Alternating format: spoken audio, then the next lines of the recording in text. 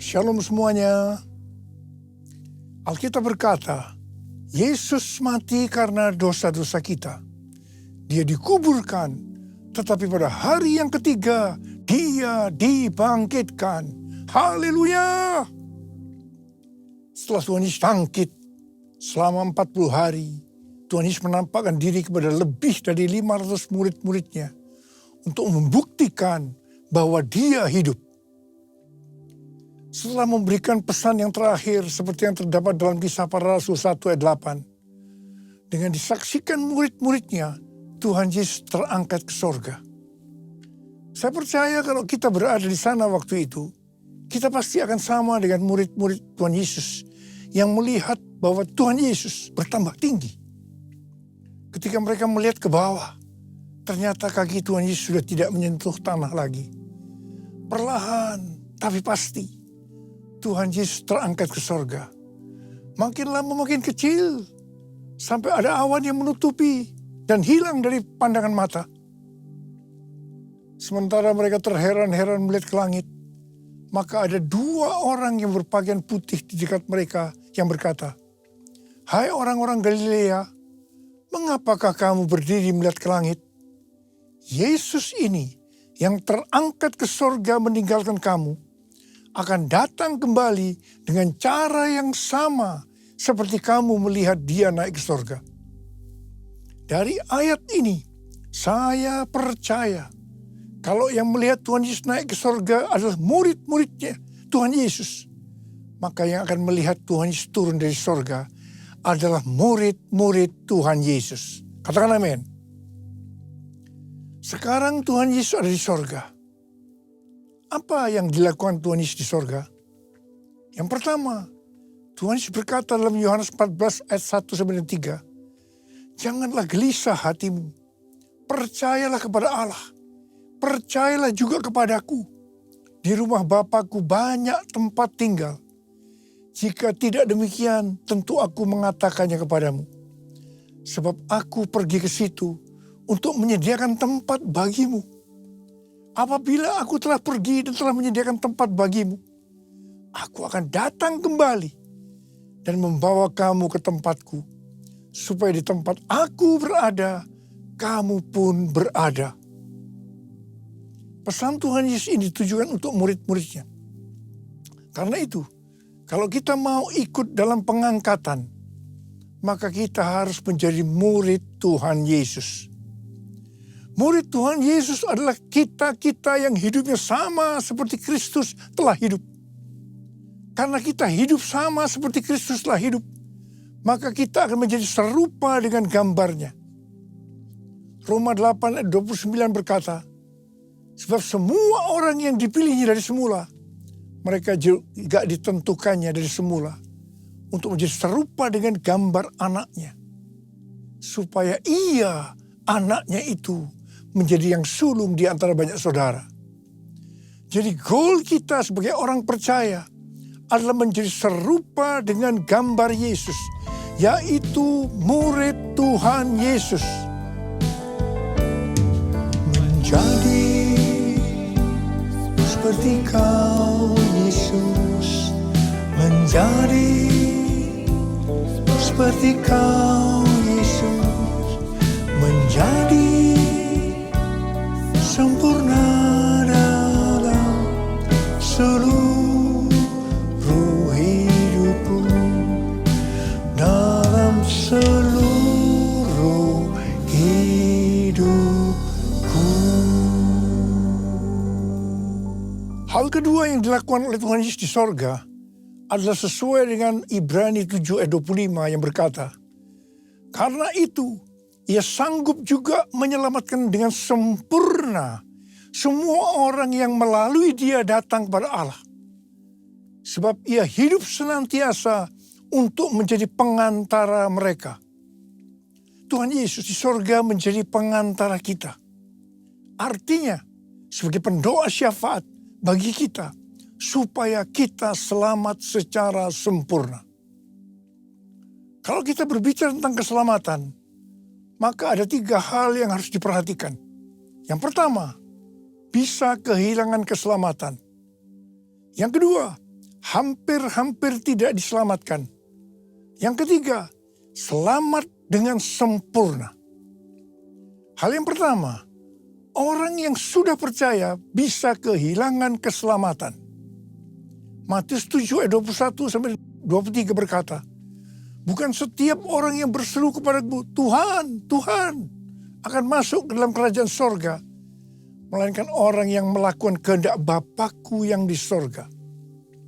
Pada hari terakhir, banyak orang akan berseru kepadaku, Tuhan, Tuhan, bukankah kami bernubuat demi namamu, dan mengusir setan demi namamu, dan mengadakan banyak mujizat demi namamu juga? Pada waktu itulah aku akan berterus terang kepada mereka dan berkata, aku tidak pernah mengenal kamu. Enyahlah dari hadapanku, hai kamu yang melanggar perintah Allah. Ini merupakan peringatan bagi hamba-hamba Tuhan yang sedang dipakai oleh Tuhan. Agar pelayanan yang diberikan oleh Tuhan semata-mata hanya untuk menyatakan kemuliaannya. Bukan untuk kemuliaan diri sendiri. Bukan untuk mencari keuntungan pribadi. Bukan untuk popularitas di mana bisa mengakibatkan hilangnya keselamatan. Contoh seorang murid yang kehilangan keselamatannya adalah Yudas. Yudas mengikut Yesus begitu lama. Bahkan dicatat dalam Lukas 9 ayat 1 sampai dengan 6. Ia bersama murid-muridnya yang lain pernah melakukan berbagai mujizat dan pelayanan kesembuhan. Namun ia akhirnya memilih meninggalkan Tuhan. Maka hilanglah keselamatannya. Hal yang kedua, mengenai hampir-hampir tidak diselamatkan. 1 Korintus 3 ayat 10 sampai dengan 15 berkata, bahwa kita membangun hidup kita ini dengan dasar Yesus Kristus. Pertanyaannya, bahan apa yang kita gunakan untuk membangun kehidupan kita ini? Apakah dengan bahan emas, perak, batu permata, ataukah dengan bahan kayu, rumput kering atau jerami? Semua ini akan nampak pada hari Tuhan saat pekerjaan kita diuji dengan api. Jika pekerjaan kita tahan uji, artinya tidak terbakar karena terbuat dari bahan emas, perak, dan batu permata, maka kita akan mendapat upah. Tapi sebaliknya kalau pekerjaannya itu terbakar karena bahan yang digunakan adalah kayu, rumput kering, atau jerami, maka akan menderita kerugian. Selamat sih selamat, tetapi seperti keluar dari dalam api. Artinya hampir-hampir tidak diselamatkan. Hampir-hampir tidak diselamatkan dapat diartikan. Yang pertama, kehilangan upah atau pahala. Yang kedua, kedudukan yang rendah di sorga. Yang ketiga, kehilangan kesempatan pelayanan dan kekuasaan di sorga. Yang keempat, kehilangan kemuliaan dan kehormatan di hadapan Allah. Mari, saya akan ajak kita semua untuk memperhatikan dengan serius pekerjaan pelayanan kita, juga termasuk kualitas kehidupan. Jangan menjadi orang Kristen yang acuh tak acuh, agar kita mendapatkan upah di sorga. Yang mau katakan amin. Yang ketiga, Tuhan Yesus berada di sorga untuk mendoakan kita agar mendapatkan keselamatan yang sempurna. Bukan untuk kehilangan keselamatan, atau bukan hampir-hampir tidak diselamatkan. Supaya doa Tuhan Yesus ini terjadi, maka sesuai dengan 2 Petrus 1 ayat 5 sampai 11, dikatakan bahwa kita harus dengan sungguh-sungguh berusaha.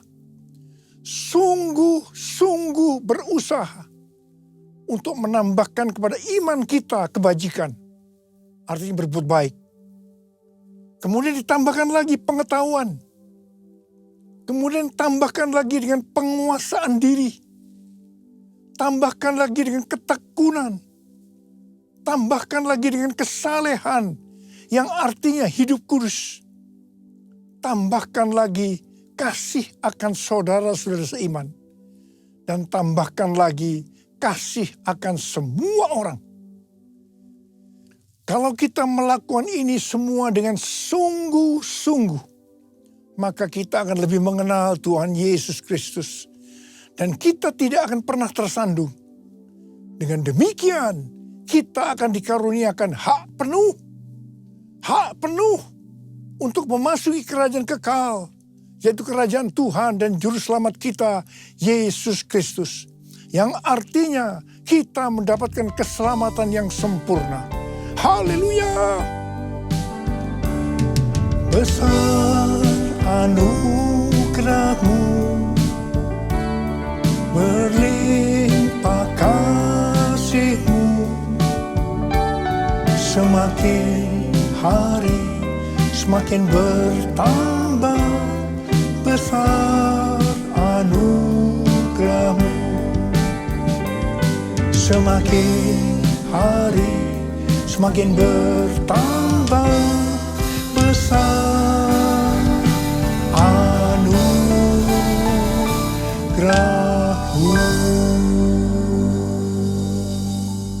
Hal ketiga yang dilakukan oleh Tuhan Yesus di sorga adalah mencurahkan Roh Kudus. Pesan yang terakhir dari Tuhan Yesus untuk murid-muridnya sebelum ia terangkat ke sorga terdapat dalam Kisah Para Rasul 1 ayat 8 yang berkata, "Tetapi kamu akan menerima kuasa kalau Roh Kudus turun ke atas kamu, dan kamu akan menjadi saksiku di Yerusalem dan di seluruh Yudea dan Samaria dan sampai ke ujung bumi." Setelah memberikan pesan yang terakhir ini, Tuhan Yesus naik ke sorga.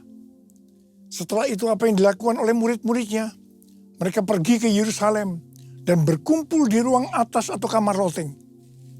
Mereka melakukan ini karena Tuhan Yesus yang menyuruh mereka agar tidak meninggalkan kota Yerusalem, karena mereka akan dilengkapi dengan kekuasaan dari tempat tinggi. Tuhan Yesus berkata, "Sebab Yohanes membaptis dengan air, tetapi tidak lama lagi kamu akan dibaptis dengan Roh Kudus." Murid-murid yang berkumpul berjumlah sekitar 120 orang. Kisah Para Rasul 1 ayat 14a berkata, mereka semua bertekun dengan sehati dalam doa bersama-sama. Artinya mereka berdoa, memuji dan menyembah Tuhan dalam unity siang dan malam. Ini adalah prinsip restorasi Pondok Daud. Ini adalah prinsip menara doa. Pada hari raya Pentakosta, jadi 10 hari setelah mereka berkumpul itu, tiba-tiba turunlah dari langit suatu bunyi seperti tiupan angin yang keras yang memenuhi seluruh rumah di mana mereka duduk. Dan tampaklah kepada mereka lidah-lidah seperti nyala api yang bertebaran dan hinggap pada mereka masing-masing. Maka penuhlah mereka dengan Roh Kudus. Lalu mereka mulai berkata-kata dalam bahasa-bahasa lain seperti yang diberikan oleh Roh itu kepada mereka untuk mengatakannya. Itu adalah bahasa roh. Orang yang dibaptis dengan Roh Kudus atau dipenuhi Roh Kudus, tanda awalnya adalah berbahasa roh. Setelah itu murid-murid Tuhan Yesus dipakai secara luar biasa untuk melakukan amanat agung. Tanda dan mujizat menyertai pelayanan mereka. Peristiwa ini disebut sebagai Pentakosta yang pertama. Pentakosta yang pertama ini dahsyat. Sebab dalam kurun beberapa ratus tahun, sekitar 70% dari dunia yang dikenal pada waktu itu, yaitu yang berada di bawah kekaisaran Romawi, menjadi Kristen. Wow. Pertanyaannya, apakah amanat agung sudah selesai? Jawabannya, belum. Karena itu pada tahun 1906, kembali Roh Kudus dicurahkan di Azusa Street yang disebut dengan Pentakosta yang kedua. Ciri-ciri yang menonjol dalam Pentakosta kedua ini adalah penekanan dalam hal berbahasa roh dan pelayanan mujizat dan kesembuhan. Meskipun seluruh karunia roh juga dicurahkan dengan limpahnya. Pentakosta kedua ini dahsyat. Mengapa? Karena melahirkan gerakan Pentakosta dan karismatik. Saat ini ada sekitar 700 juta orang yang diberdayakan oleh Roh Kudus. Pertanyaannya, apakah amanat agung sudah selesai? Jawabannya, belum. Karena itu hari-hari ini, pencurahan Roh Kudus yang jauh lebih dahsyat dibanding dengan Azusa Street sedang terjadi. Ini disebut sebagai Pentakosta yang ketiga. Seperti yang terjadi pada Pentakosta yang pertama dan Pentakosta yang kedua. Maka berbahasa roh dan pelayanan kesembuhan juga terlihat begitu intens. Saya percaya dengan Pentakosta ketiga ini, amanat agung Tuhan Yesus akan selesai. Dan Tuhan Yesus akan datang kembali. Haleluya. Rasul Paulus dalam 1 Korintus 14 ayat 5a berkata, aku suka supaya kamu semua berkata-kata dengan bahasa roh. Selain itu dalam 1 Korintus 14 ayat 18, Rasul Paulus juga berkata, aku mengucap syukur kepada Allah bahwa aku berkata-kata dalam bahasa roh lebih daripada kamu semua. Saya sangat mengaminkan apa yang dikatakan oleh Rasul Paulus ini. Dan saya juga berdoa agar apa yang dikatakan oleh Rasul Paulus ini juga terjadi pada kita. Yang percaya katakan amin. Ku buka hati untuk roh-Mu Tuhan. Ku buka hati menyembah-Mu Yesus.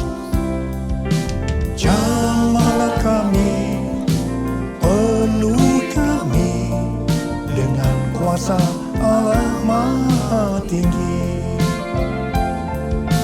Jamahlah kami, penuhi kami dengan kuasa Allah Maha Tinggi. Apa yang terjadi kalau kita berbahasa roh? Yang pertama, kita akan lebih berani bersaksi tentang Yesus. Kita ingat Petrus, di mana sebelum dia dibaptis Roh Kudus dengan tanda awal berbahasa roh, dia pernah menyangkal Yesus sebanyak 3 kali sebelum ayam berkokok. Setelah dibaptis Roh Kudus dan berbahasa roh, dia berani bersaksi tentang Tuhan Yesus, tidak peduli disesah dan dipenjara. Yang kedua, kalau kita berbahasa roh, maka sesuai dengan 1 Korintus 14 ayat 4a dikatakan, siapa yang berkata-kata dalam bahasa roh, ia membangun dirinya sendiri. Yang artinya kalau kita berbahasa roh, kita akan membangun iman kita. Yang ketiga, kalau kita berbahasa roh, kita akan lebih merasakan hadiratnya. Dan lebih intim dengan dia. Karena ketika berbahasa roh, kita berkata-kata kepada Allah, bukan kepada manusia. Yang keempat, kalau kita berbahasa roh, kita akan berdoa lebih lama lagi. Yang kelima, sesuai dengan 1 Korintus 14 ayat 14 dan 15 yang berkata, sebab jika aku berdoa dengan bahasa roh, maka rohkulah yang berdoa, tetapi akal budiku tidak turut berdoa. Jadi, apakah yang harus kubuat? Aku akan berdoa dengan rohku, tetapi aku akan berdoa juga dengan akal budiku. Aku akan menyanyi dan memuji dengan rohku, tetapi aku akan menyanyi dan memuji juga dengan akal budiku. Jadi, kalau kita mengendaki agar roh kita berdoa, menyanyi dan memuji, maka kita harus berbahasa roh. Sedangkan kalau dengan akal budi atau jiwa, maka kita harus menggunakan bahasa yang kita mengerti. Mari, bagi yang mau melakukan, katakan bersama saya, amin. Bahasa roh atau bahasa lidah dalam Alkitab dituliskan di 1 Korintus 14, Kisah Para Rasul 2, Kisah Para Rasul 10, dan Kisah Para Rasul 19. Kesimpulannya sebagai berikut.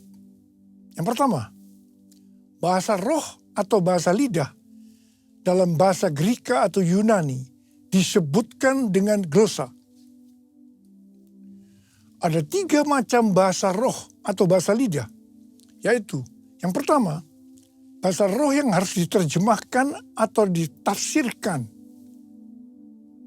Yang kedua, bahasa roh yang tidak perlu diterjemahkan atau ditafsirkan, karena memang hanya Allah yang mengerti artinya. Ini adalah penyembahan dalam roh. Dan yang ketiga, bahasa roh yang diterjemahkan oleh Allah sendiri. sehingga dimengerti oleh orang yang mendengarnya dalam bahasa yang dimengerti. Kesimpulan yang ketiga, bahasa roh atau bahasa lidah bisa diucapkan di mana saja. Artinya bisa di rumah, di kebaktian umum, di kebaktian doa, di kul, dan di mana saja kita berada.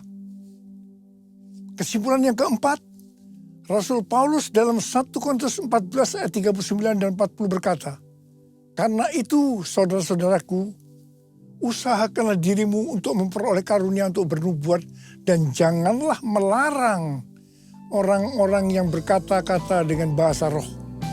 Tetapi segala sesuatu harus berlangsung dengan sopan dan teratur." Come Holy Spirit, fall in this place. I need more and more of you. Fill me again with the power of your Spirit. Lord, I'm crying out for more and more of you. Lord, I'm crying out for more and more of you.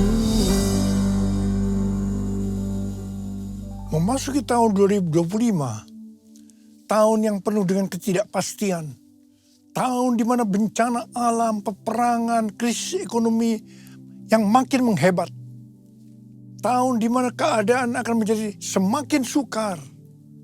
Tuhan memberikan tuntunannya. Yang pertama, sesuai dengan Mazmur 27 ayat 14, nantikanlah Tuhan, kuatkanlah dan teguhkanlah hatimu. Nantikanlah Tuhan. Artinya, kita harus berharap hanya kepada Tuhan. Katakan amin. Yang kedua, lebih banyak berbahasa roh. Yang ketiga, Tuhan akan menuntun melalui tiang awan dan tiang api. Karena itu kita harus banyak berada dalam hadiratnya, supaya kita peka terhadap tuntunannya. Ingat, memasuki tahun 2025 yang seperti ini, justru tema tahun 2025 adalah tahun penuaian. Saya berdoa agar pengurapan Tuhan turun ke atas kita sekarang ini. Pengurapan yang akan memberikan kuasa untuk menyelesaikan amanat agung. Dan pengurapan yang memberikan kuasa untuk menerima dan menikmati penuaian berkat secara materi. Haleluya! Mari, angkat tangan kita. Nyanyikan lagu ini. Curahkanlah kuasa-Mu Tuhan, mujizat terjadi di tempat ini. Curahkanlah kuasa-Mu Tuhan, mujizat terjadi sekarang ini.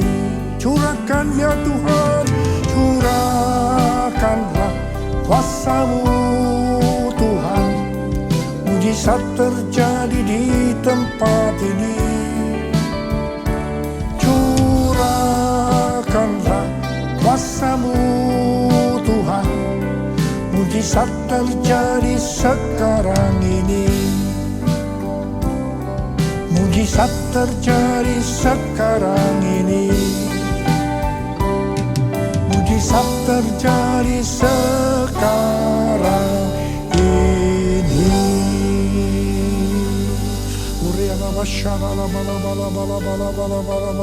Berbahasa roh. Yang sudah berbahasa roh, kita berbahasa roh.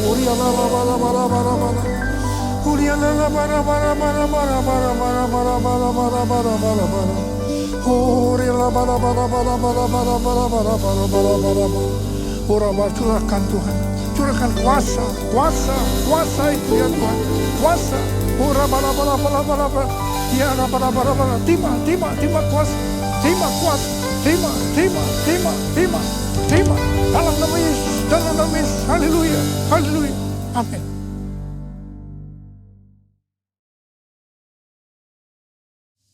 Kita akan masuk ke dalam perjamuan kudus. Kita akan mengingat ayat ini. Sebab setiap kali kamu makan roti ini dan minum cawan ini, kamu memberitakan kematian Tuhan sampai ia datang. Perjamuan kudus adalah perjamuan Tuhan Yesus sendiri. Setiap kali kita masuk dalam perjamuan kudus, Tuhan Yesus selalu berkata, biarlah ini menjadi peringatan akan aku. Peringatan akan aku. Karena itu mari arahkan hati kita kepada kebaikan Tuhan. Agar kita lebih mengasihi Tuhan Yesus. Lebih mengasihi satu dengan yang lain. Mari tundukkan kepala. Bapa, siapakah kami sebelum kami mengenal Engkau? Kami semua orang berdosa. Upah dosa adalah maut, mati. Tapi Engkau yang tidak berdosa telah dijadikan dosa oleh karena kami semua. Engkau harus turun dari sorga mulia, mati ganti kami dengan penderitaan yang luar biasa. Sungguh kalau kami pikirkan betapa baiknya Engkau ya Aba.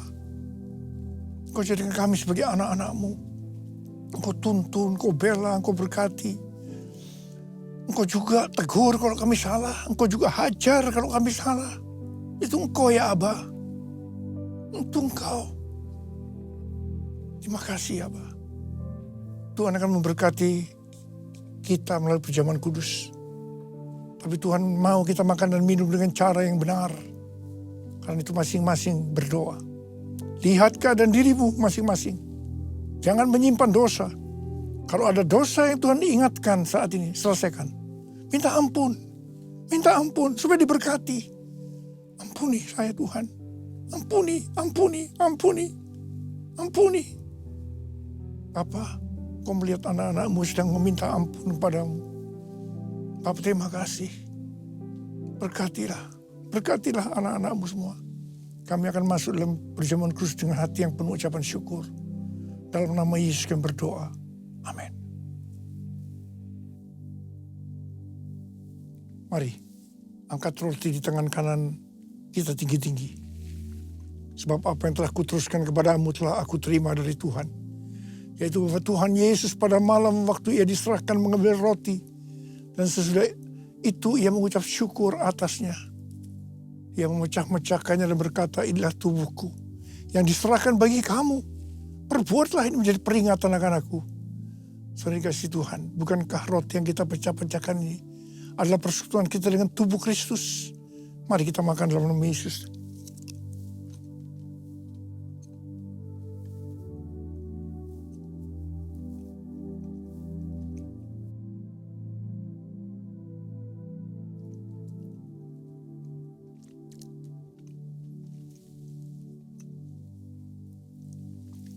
Angkat cawan di tangan kanan kita tinggi-tinggi. Kemudian juga ia mengambil cawan sesudah makan lalu berkata, cawan ini adalah perjanjian baru yang dimeteraikan oleh darahku. Perbuatlah ini setiap kali kamu meminumnya menjadi peringatan akan aku. Saudara dikasih Tuhan, bukan cawan pengucapan syukur yang atasnya kita ucapkan syukur adalah persekutuan kita dengan darah Yesus. Mari kita minum dalam nama Yesus.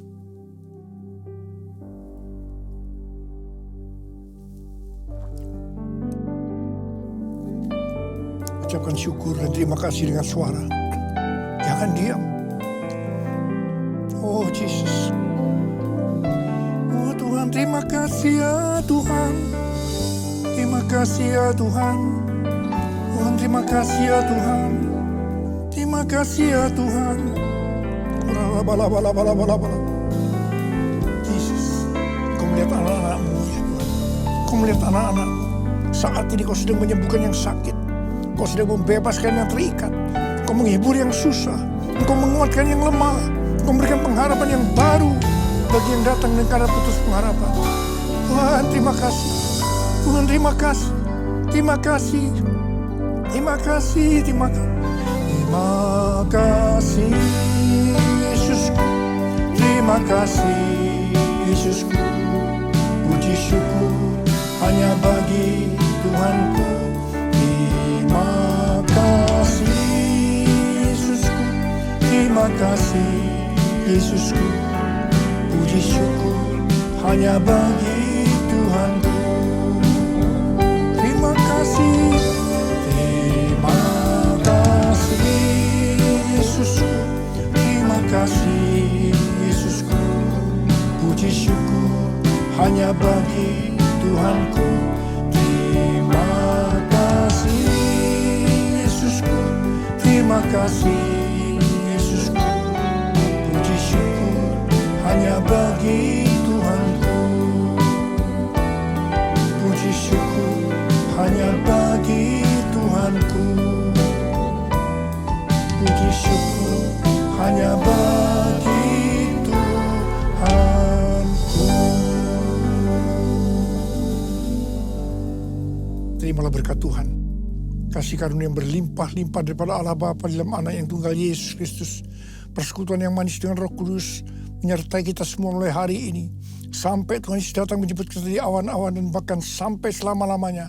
Yang percaya bersama-sama katakan amin.